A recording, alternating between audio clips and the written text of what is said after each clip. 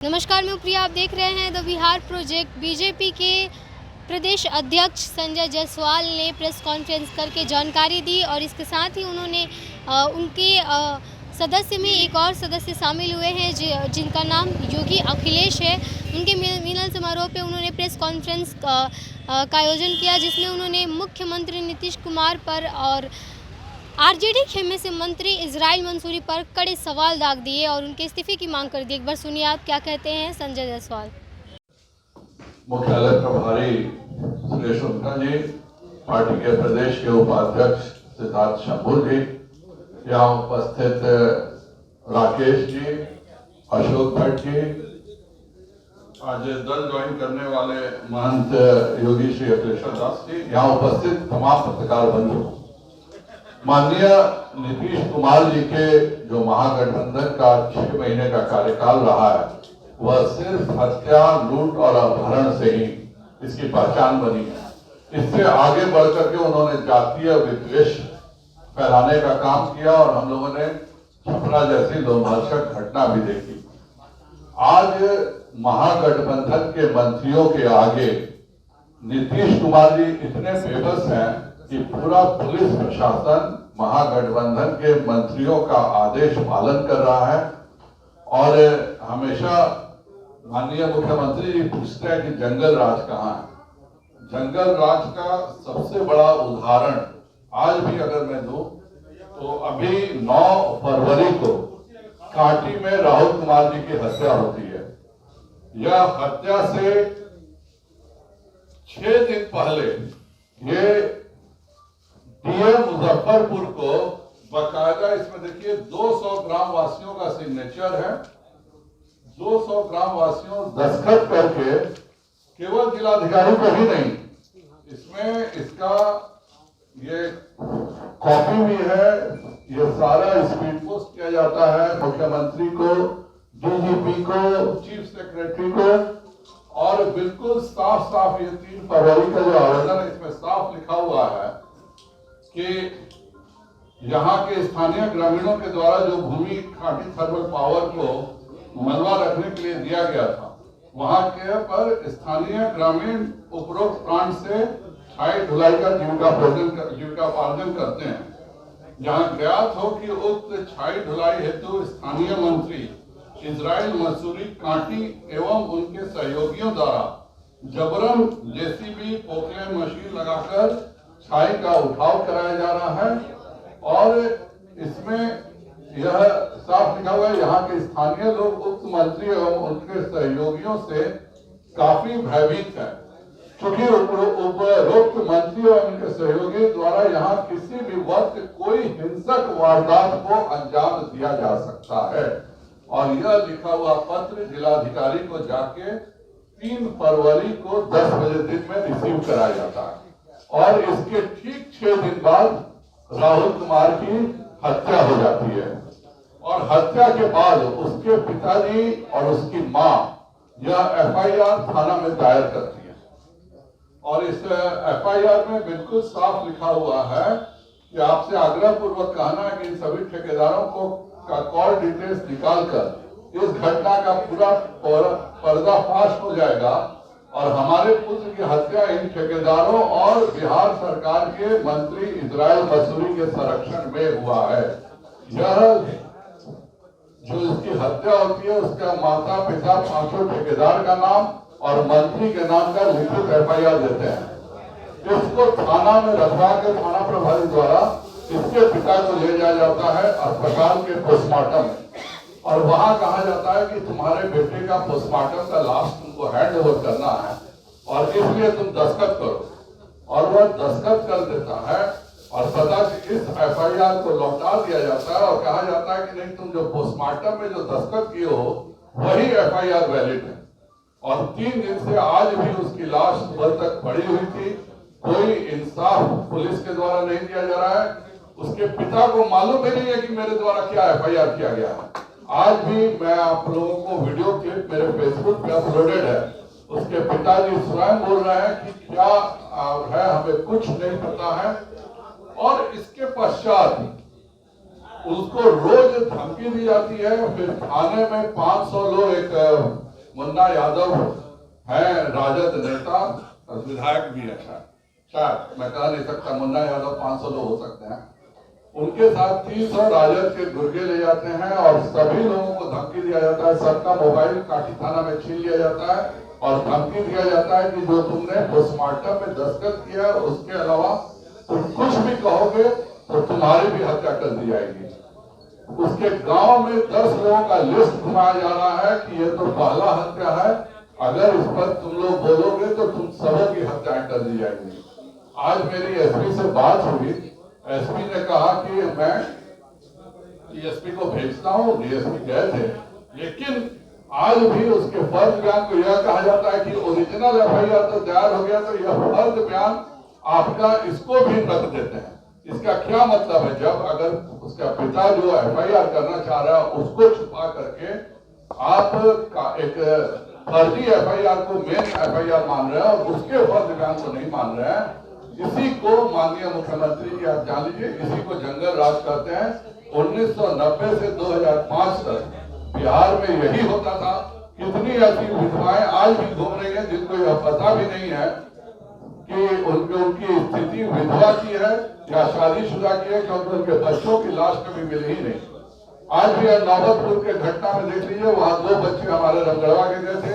आज पुलिस कहती है कि नहीं, ये लोग अपने से भागे हैं। आज 1.5 साल हो गया, फिर भी न उन बच्चों का लाश मिलता है, न उन बच्चों को अगर भागे हैं तो पुलिस क्यों नहीं बता रही है 1.5 साल बाद। तो आज पुलिस प्रशासन हत्याओं को संरक्षण दे रहा है। मेरा साफ मानना है कि मुख्यमंत्री जी को इजराइल मंसूरी का इस्तीफा लेना चाहिए और लेकर के अगर वह इंसाफ दिलाते हैं इस बच्चे को, तब तो आप प्रशासन की बात कीजिए। जब वह उसका बाप खुलेआम कर रहा है और एफआईआर थाना नहीं जारी कर रहा है, थाना प्रभारी का भी सस्पेंशन होना चाहिए।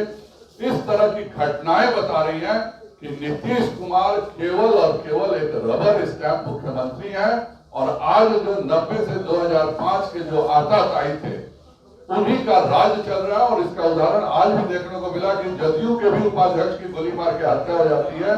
तो इसमें राजद के मंत्रियों के खिलाफ अगर कोई बात करेगा तो बिहार में उसकी हत्या होगी। मेरा साफ मानना है कि इजराइल मंसूरी पर जो उसके पिता ने जो फर्ज बयान दिया है उसी को प्राइमरी एफआईआर करके कार्रवाई होनी चाहिए। ठीक है,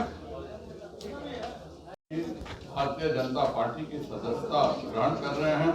यह स्नातक इनकी शैक्षणिक योग्यता है और इनका जन्म स्थान ढाका रामचंद्र है और इन्होंने श्री राम बालाजी मंदिर देव स्थान परभणी में भी इनका आश्रम है और ढाका रामचंद्र में भी आश्रम है। भारतीय जनता पार्टी शुरू से संस्कृति और राष्ट्रवाद इन्हीं 2 आधारों पर हम लगातार काम करते हैं। सांस्कृतिक राष्ट्रवाद के लिए मैं माननीय योगी अखिलेश्वर दास जी का भाजपा परिवार में स्वागत और अभिनंदन करता हूँ। लालू यादव आज जा रहे हैं। अच्छी बात है, कोई भी व्यक्ति अगर बीमार है वो स्वस्थ होकर आ रहा है तो यह सबके लिए खुशी की बात है। राजद के नेता करें 90 और 91 वाला वही। अरे यार बैठ जाने दो ना यार पहले। होगा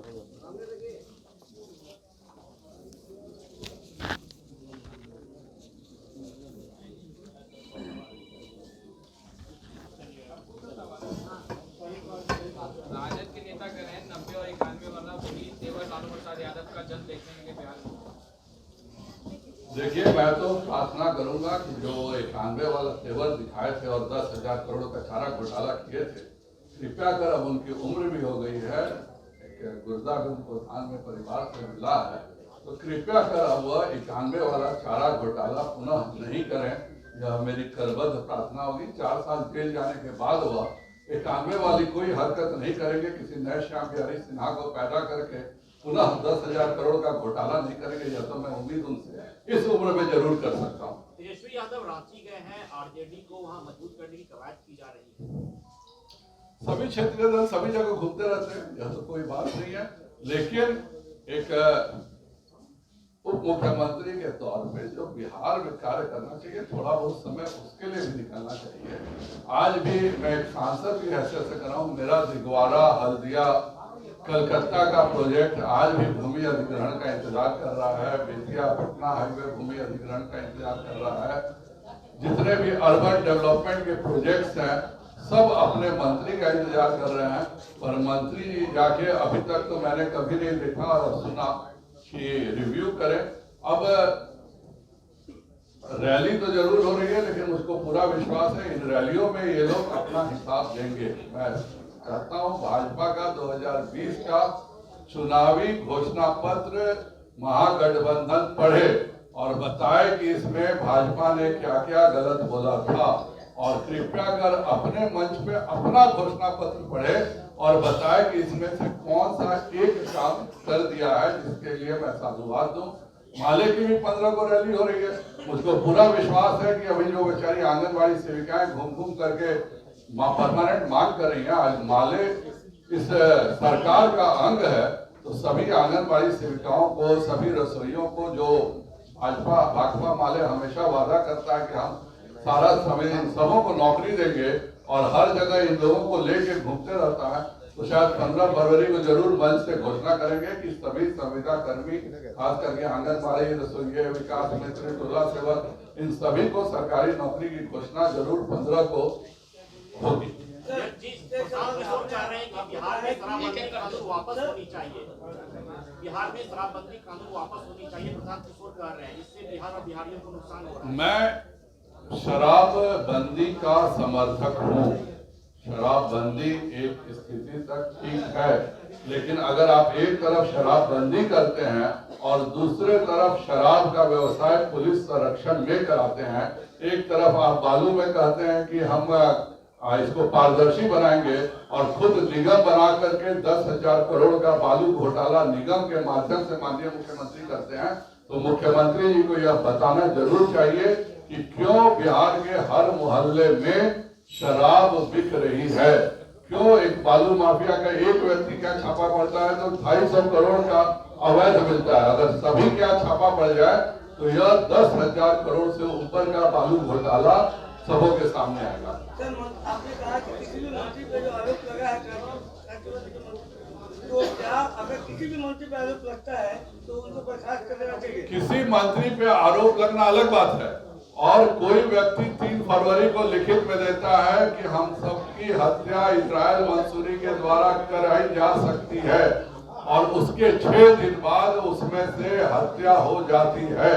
हत्या का बाप चिल्ला चिल्ला के कह रहा है कि इजराइल मंसूरी और ये 5 ठेकेदार दोषी हैं। उसके बाद थाना प्रभारी उस एफआईआर को हटा करके एक नकली एफआईआर पोस्टमार्टम के ऑफिस में लेता है, तो यह बताता है कि यह थाना प्रभारी और मंत्री की मिलीभगत। आरोप किसी पर भी लग सकता है, लेकिन अगर आरोप को, मंत्री पर लगे आरोप को पुलिस पूरा एफआईआर बदलने का काम करती है, तो जाहिर बात है कि वह मंत्री दोषी है और उस पर कार्रवाई होनी चाहिए। अगर मैं स्वच्छ हूँ तो मुझे किसी भी जांच से क्या डर है? किस परिस्थिति में कांटी में उसके बाप का एफआईआर हटा करके एक एफआईआर पोस्टमार्टम में यह कहते हुए कि तुम इसमें दस्तखत कर दो, यह तुम्हारे बेटे की लाश देगा, वह बेचारा दस्तखत कर देता है और दस्तखत करने के बाद कहा जाता है कि एफआईआर हो गया, तो यह तो साफ बताता है कि पुलिस प्रशासन और मंत्री के मिलीभगत से हत्या हुई है। दरअसल छपरा वाले कांड को लेकर के मुख्यमंत्री और महागठबंधन पर संजय जायसवाल ने सवाल किया, जिसमें महागठबंधन के मंत्री इजराइल मंसूरी पर मरे हुए बेटे राहुल के पिता ने आरोप लगाया है और साफ तौर पे उनको ये कहा है कि उन्होंने ही उसके बेटे की कहीं ना कहीं जो है वो उनके बेटे की मौत में हाथ रहा और एक तरह से मतलब उनको जिम्मेदार ठहराया गया। इसके साथ ही प्रदेश अध्यक्ष संजय जायसवाल ने ये कहा कि जो सरकार है, नीतीश कुमार की सरकार है, उसमें अपराधियों को, इजराइल मंसूरी को उन्होंने निशाना साधते हुए ये कहा कि अपराधियों को मंत्री बनाया जा रहा है। ऐसे में जंगल राज नहीं कहे तो इसको क्या कहे। अगर वो पूछ रहे हैं उप मुख्यमंत्री की जंगल राज किसे कहते हैं ज़रा मुझे बताएं। तो मुख्यमंत्री जी देख लीजिए, इसको ही जंगल राज कहते हैं, जहां पर अपराधियों को मंत्री बनाया गया है और दिन दहाड़े ऐसे वारदात को अंजाम दिया जा रहा है। इसके साथ ही उन्होंने मुख्यमंत्री को भी कड़ी सवाल दाग दिए, कहा कि वो तेजस्वी यादव के इशारे पर काम कर रहे हैं। तमाम सारी बातों के साथ महागठबंधन को चारों तरफ से घेर लिया और इजराइल मंसूरी की इस्तीफे की मांग की, कहा कि ऐसे व्यक्ति को मंत्री पद पे नहीं रहना चाहिए और वो तुरंत उनके इस्तीफे की मांग करते हैं। तो ये थी संजय जायसवाल की बातें। बनी रहिए हमारे साथ, देखते रहिए बिहार प्रोजेक्ट। धन्यवाद।